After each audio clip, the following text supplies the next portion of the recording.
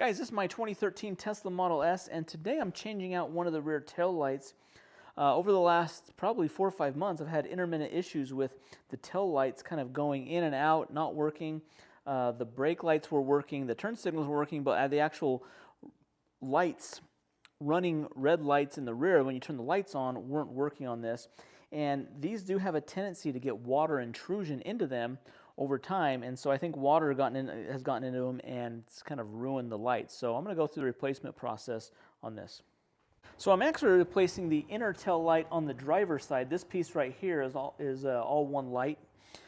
This trim that goes over the reverse light is just it's just a trim piece that goes up and it just will pry up. There's just some 3M adhesive on this. I replaced this one a few weeks ago because this side was having problems. Now this side's having problems, and I scheduled a service appointment with Tesla, and they wanted over like $980 to replace. They were just going to replace both of these lights here, and most of that was the part cost. Only about $100 was labor, and so the cost for probably both sides, if you're replacing all 4 lights, would probably be $1,600. I found this one on eBay. It's used, but it's from a newer car, 2012 to like 2021. Most of them are going to be pretty compatible. They're the same size. They kind of use the same light. If you're having tail light issues, like for example on this side here, on the passenger side, I was having problems with this not working, but this side was working. I tried replacing this light because this corner light's actually cheaper than this inner one. I replaced this, and this still didn't work. So I actually replaced this one, and now it works. So if you're having problems, you might need to replace this inner one, and these two are somehow connected to where if this one's not working, this one won't work as well or something. So now on the driver's side, I don't know if this is super obvious. There's kind of some hazing. There's kind of some cloudiness in here. I think that's probably from the LEDs kind of getting burned out. There's moisture that got inside there. This is the used light that I got, and what I did is a couple days ago I ran some clear silicone all around this gap, all the way around the edge of the light.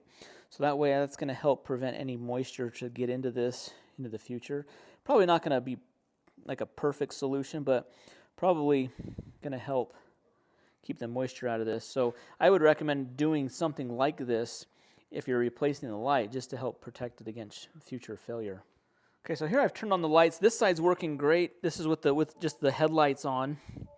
And you can see on this side, the corner's working, but we only have a very faint line here, and there's nothing down below. So there should be kind of top and bottom lights working. So that's where this isn't working. The reverse light isn't working either, but the turn lights and brake lights do work.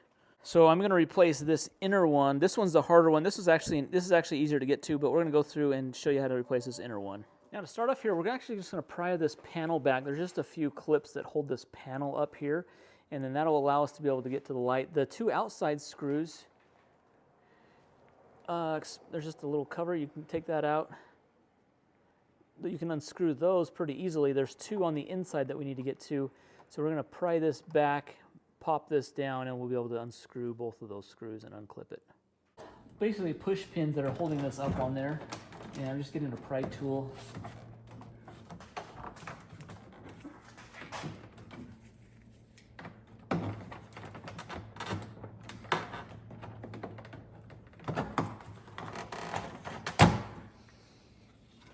Taking on that piece.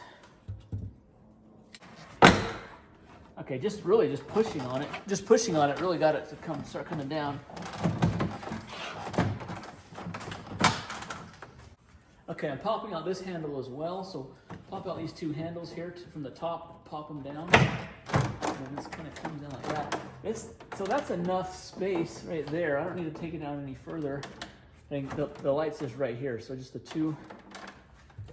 You can see here's how it's sitting like this. There's just these 2 bolts right up here. I'm just going to remove those. Remove the plug, and the light comes out. All right, to reach up under there, I'm using this little thumb ratchet. This is easy because I can just screw it right off. I can just feel the screws right up under here. Okay, got one out.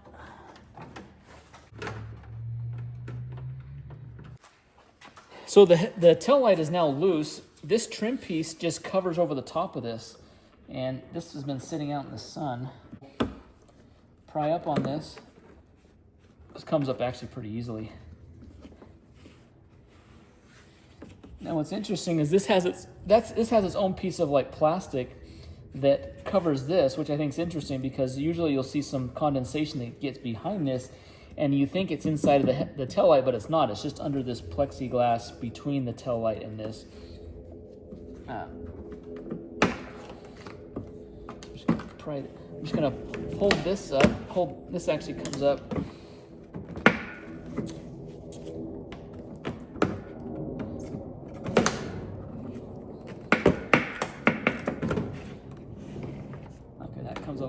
So see how the tail light has its own piece of plexiglass, and then this has its own piece as well. So there's like two pieces, and moisture gets in there.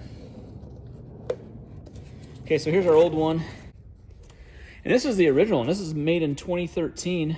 So this is the original 11-year-old tail light.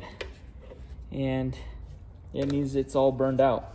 So let me get the new one going. All right, I'm putting my new one came with, well, this actually isn't new. Now this is a used piece. This was, if I look at the manufacturer date on this one was a 2017. But it said it was off of a 2015 car, so this was probably replaced by Tesla at some point. These are just expensive new, and so if you can find a good used one, that's in pretty good shape. That's what I'm doing. I think I paid just over $200 for this used one. And new, this is probably $400.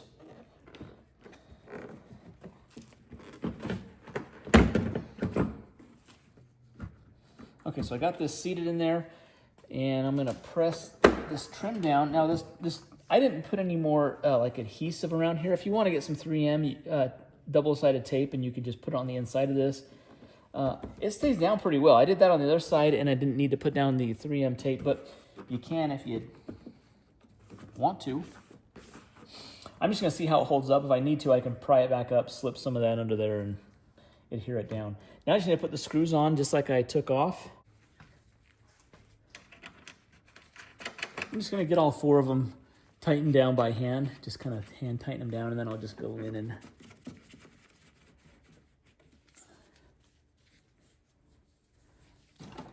come back with the ratchet and just cinch them, tighten them down. The ones underneath here I'm just using by feel. I'm not really seeing that, but they're pretty easy to find.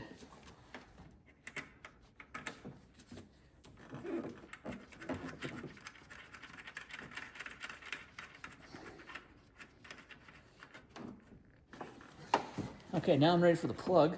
One of those, I'm gonna plug this in. I wanna test it out, make sure that the light actually works. I actually haven't tested it out yet. Okay, for the plug here, I had to get a light to kind of shine through this side here and be able to see where I plug into, but that's plugged in now. It would be easier if this was all down, but I didn't want to disconnect all the, there's a bunch of wiring harnesses connected to this. And so if you can do it with it just propped down like this, that's ideal. All right, I just manually set the tail light to on, and we've got the tail lights are working there. So that's working better than it was before, so everything's good there. So I just got to button this up. I'll just show you how to do that real quick. And then we'll test it out fully with like brake lights, turn lights, reverse lights, all that. Okay, you see inside here, there's a couple of these push pins that just push into a hole at a couple locations here. So I'm just gonna push those back up, reinstall these handles in here, make sure it covers the locking mechanism here, and then I'll get that resituated. Before I button everything up, I just want to tighten everything down.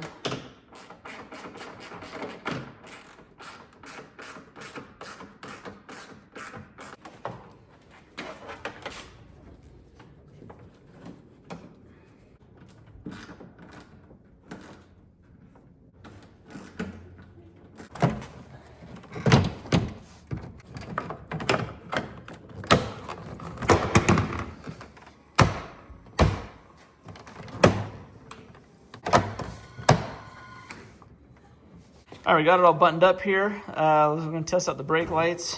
All right, put it in reverse.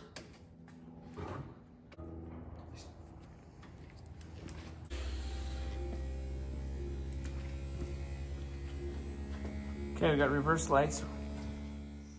So overall, this is a pretty straightforward do-it-yourself project. Just finding the light at affordable price is one of the challenges. But guys, thanks for watching the video. Be sure to hit that thumbs up button, subscribe to the channel, and we'll see you in the next one. Thanks.